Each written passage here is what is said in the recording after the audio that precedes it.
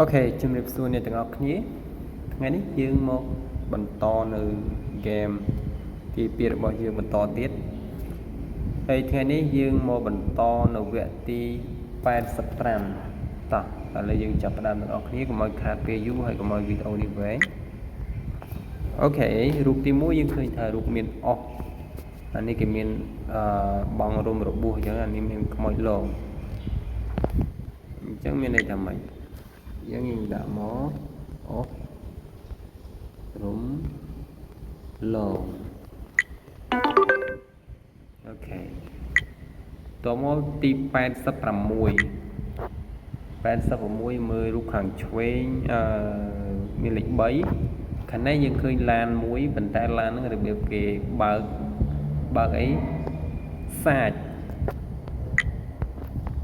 អញ្ចឹងប្រហែលជា3សាច់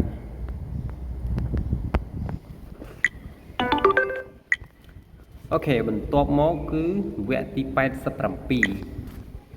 អញ្ចឹងរូបខាងឆ្វេងយើងឃើញមានរូបស្ត្រីម្នាក់កំពុងតែសំពះ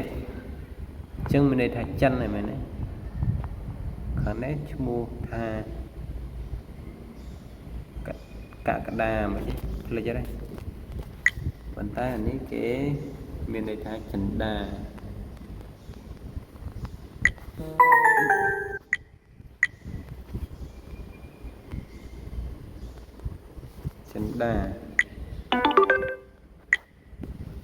ទី88មានអានេះមានខ្លាញ់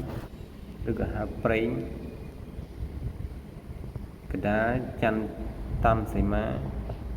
ខាងស្ដាំគឺស៊ូតចឹងប្រេងមកស៊ូត